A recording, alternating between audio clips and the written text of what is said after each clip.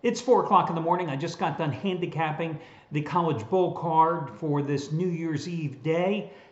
And I thought to myself, wow, I haven't done a video report in forever. So what the hell? Why not fire up the camera and talk about these games? Because it's been an absolutely crummy year.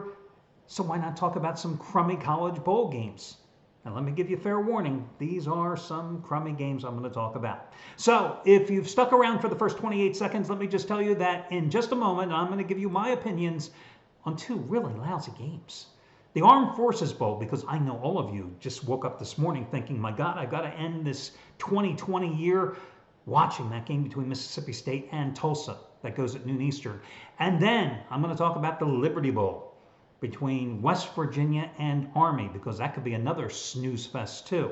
Now, my best bet happens to be on the game, the Arizona Bowl, which thankfully is actually being played in Arizona, which we've seen a lot of games not played necessarily anywhere where they should be played, but that's how it goes in a pandemic-inspired year.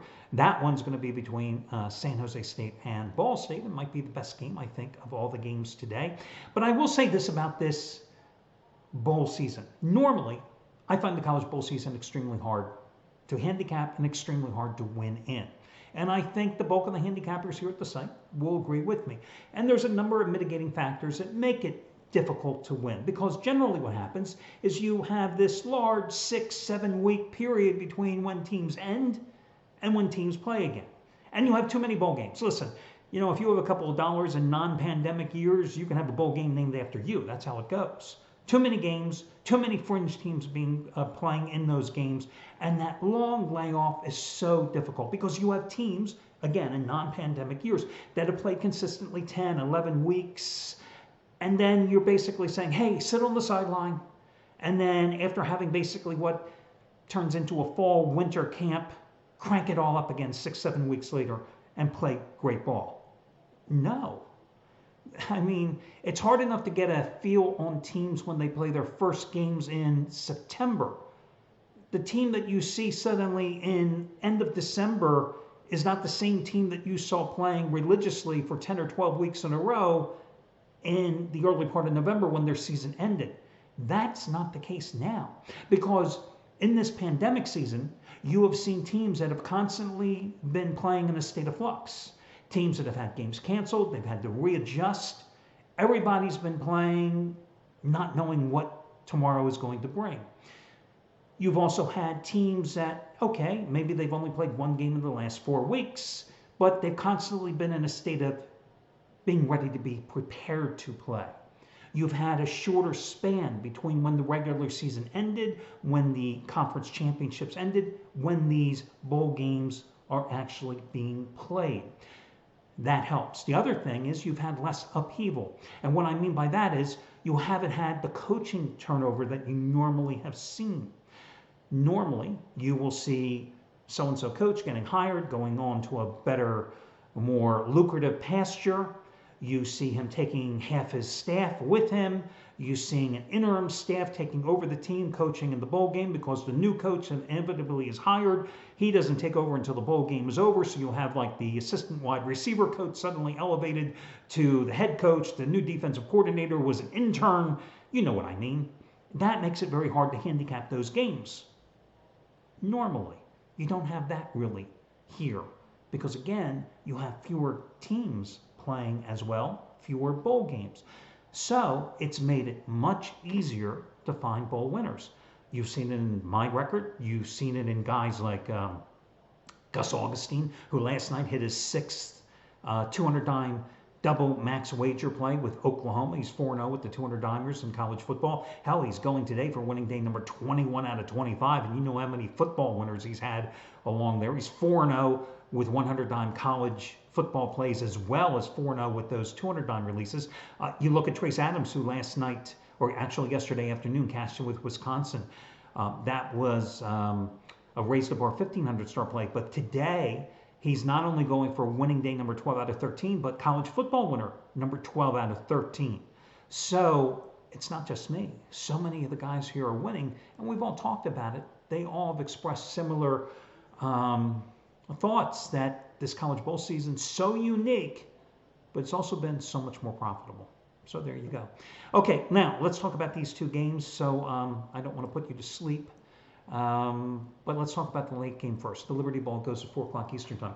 So you have Army that should be motivated because they got the bowl game after complaining that they were kept on the outside. They replaced Tennessee because of COVID. Jeff Monken, the Army coach, is 3-0 in bowl games, right? But never has played a Power 5 team. Those 3 bowl wins for the Black Knights came against North Texas, San Diego State, and Houston. And how fitting, because when you look at Army this season, they haven't played anybody.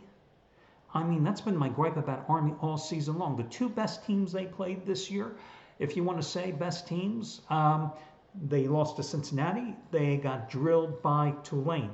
They beat 3 FCS teams. They beat an awful Middle Tennessee State team. They beat an 0-10 UL Monroe team. So 5 of their wins this year came against nobodies. They beat Navy and Air Force at home barely. So is Army that good? It's just like when you look at Army's statistics, and I'm talking about the team defense. Number 2 in the nation. They give up 271 yards a game. Well, remember, Army's defense is always going to look good because of their time of possession. Because they're number 4 in the nation in rushing, their clock possession is so good that that defense is never exposed because it's not on the field that often. Number 1 passing defense in the nation. Who did they play that passed the ball? Nobody. Now, you look at this matchup today. West Virginia, number 2 in the Big 12 in terms of time of possession, almost 33 minutes a game. Fewest turnovers in the Big 12, just 9 in 9 games. Outstanding defensive line when it comes to stopping the run. 3.6 yards per carry yielded, 126 yards per game yielded. But now let's talk about the warts for the Mountaineers. This is a team that 0-4 on the road, played 8 games against FBS schools, lost all 4 of those games on the road, most of them by decisive margins. Only has played 1 game since November 14th, got crushed 42-6 at Iowa State. But then again, you know, Iowa State was one of the top teams in this country. Number 2, made it to the Big 12 championship game before losing to Oklahoma. I think it's interesting, if you believe in statistics. And again, I always say about ATS trends, you find me 1 positive, I can find you 7 that go the other way. It is interesting. They always talk about service academies are always motivated for these big games in the postseason.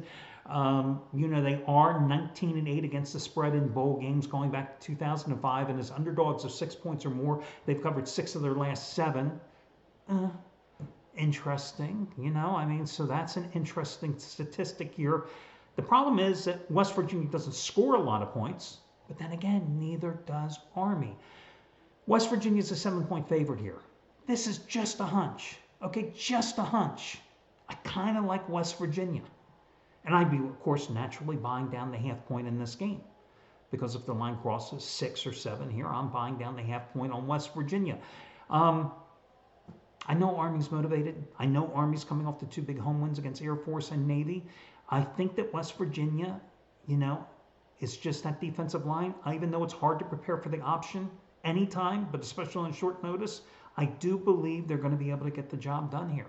Now, the other game going at noon Eastern time, the Armed Forces Bowl, you have Mississippi State against Tulsa. A Tulsa team whose 2 losses this season came by a total of 12 points. They lost their season opener against Oklahoma State.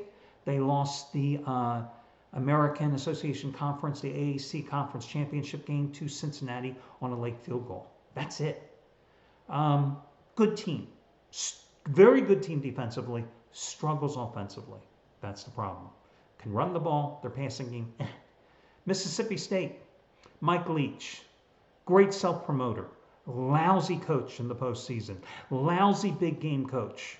I don't care what the pirate tells you or what he says. He's a lousy big game coach. I think what it comes down to in this matchup, you've got SEC athletes versus the athletes that the AAC gets. And let's be honest. A 3-star recruit in the SEC would be a tremendous get for any AAC school. That's just reality, okay? That's how it goes. Mississippi State can't run the ball. Absolutely cannot run the ball. I think Mississippi State only averaged like 36 yards rushing a game. That was dead last among all FBS schools this season. Their passing game, It was so-so. It got better when they put the freshman Rodgers in at quarterback later in the season. You've got a Tulsa defense that's very good, but you've got a Mississippi State defense that's very good as well. Extremely good, in fact, especially against the run. Mississippi State's big problem this year was turnovers. I think 25 turnovers on the year. That is the second most in all of Division I football. Oh, I'm sorry, we can't call it Division I anymore. It's FBS for years now. You have a Tulsa defense that plays that 3-3-5 defense, which is designed to give quarterbacks fits. 19 sacks in 8 games. People count Tulsa out repeatedly this year, and Tulsa keeps winning games or playing close. I like Tulsa plus the 1.5 because I just think Mike Leach sucks in big games. There you go. I wouldn't bet these games if you paid me. Let me just make that perfectly clear, okay? I wouldn't use these games in teasers if you paid me. Of the two, I like Tulsa a little more than West Virginia. Of course, my best bet again is the San Jose State game against Ball State. I think that's the best bet on today's board. And the real good games, of course, are coming up tomorrow. Chances of me being here tomorrow doing the video report? I wouldn't bet on that either. Good luck, everybody. Be safe tonight if you're going to be out, especially if you're going to be out driving. And of course, I'd say wear a mask, but probably statistically, probably at least 50% of you watching this video report don't believe in COVID, don't believe in wearing masks, don't believe in taking the vaccine. But hey, listen, that's your problem, not mine. Good luck, everybody. Happy early New Year wishes to you. 2020 sucked as far as I'm concerned, and I hope 2021 is better for all of us, no matter what our situations are. Good luck. Take care. Talk to you sooner or later.